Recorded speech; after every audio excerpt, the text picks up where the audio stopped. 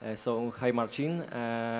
The first question, I just spoke a few days ago to Alexander Volkov, and he said very nice things about you. And one of that was that he was observing you even during the M1 days, and he sees your progress, and he sees that now your stand-up game is better. And he said that you aren't afraid to trade in stand-up right now. So do you feel that you really gained the confidence in the stand-up?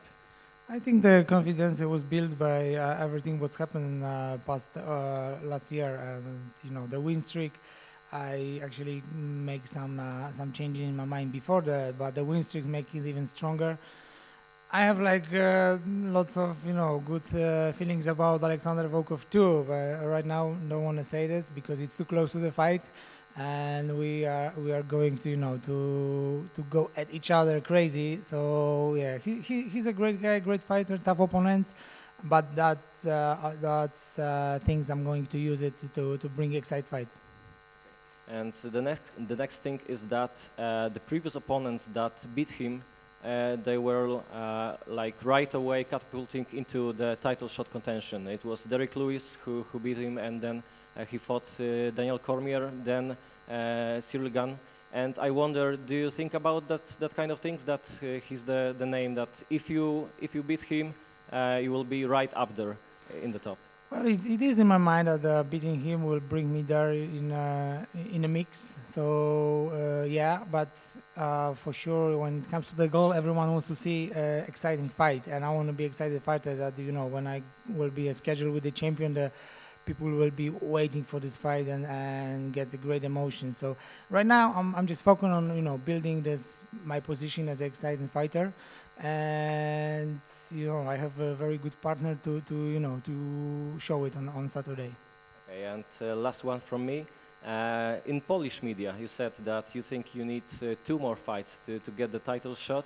So, out of these top guys, like we know Derek Lewis, Cyril Gane, Stipe Miocic, which of this fight will be the most exciting to you? Outside title shot, of course. Oh yeah, that's a good question. It's not many fighters there in front of Alexander Volkov, but the great thing would be a rematch with Derek Lewis.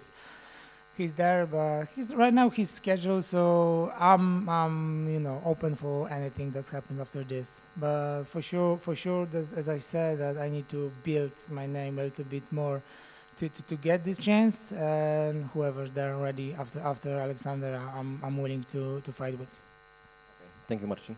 Thank you. Right. Volkov's obviously known for his striking. He's very technical. He does have a lot of knockouts, but he kind of defeats his opponents with a lot of volume and then puts them away. So would you say that his technical ability and his accuracy is his biggest weapon compared to just raw power like a Derek Lewis or Francis Ngannou? Oh yeah, yeah. He's a very technical in the stand-up.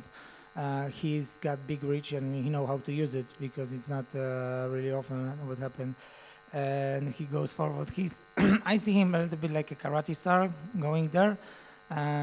He know the takedown defense, and that makes his stand-up game a little bit even dangerous. But we have some game plan in my head that will make it different.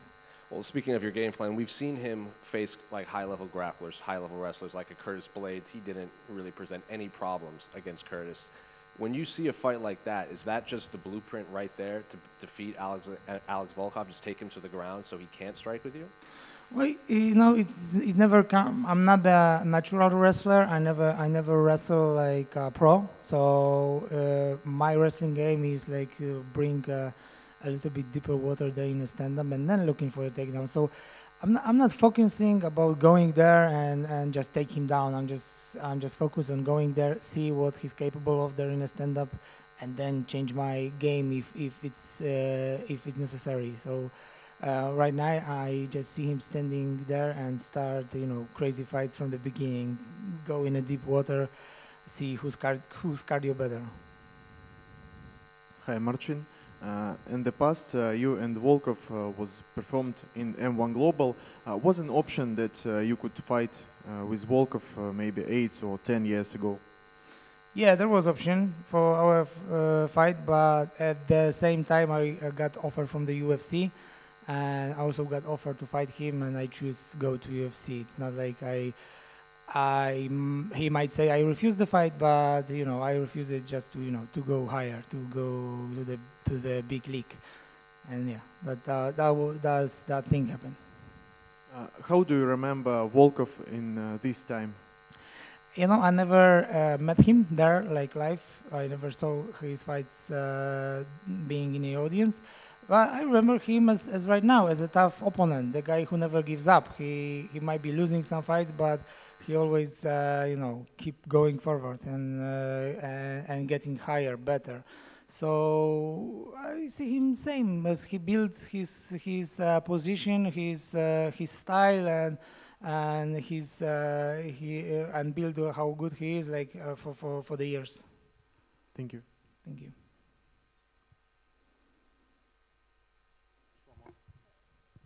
One more question. Hello. Um, we have two versions of Alexander Volkov. Which version possesses more danger? I mean, the first one when he was skinny, or the second one when he's bulked up right now?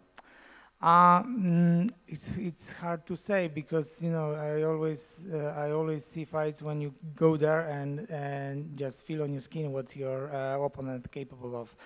I don't know what the reason he gained so much weight, but that makes him a little bit danger in a wrestling and ground game. Also make him a little bit slower in a stand-up. So, but you never know. I tell you after Saturday. Don't you think he will be too strong in this aspect? I mean, As strong as his power. yes. I think he's strong. He's been strong, but it's not like I'm thinking I'm less strong than him. Thank you. Thank you.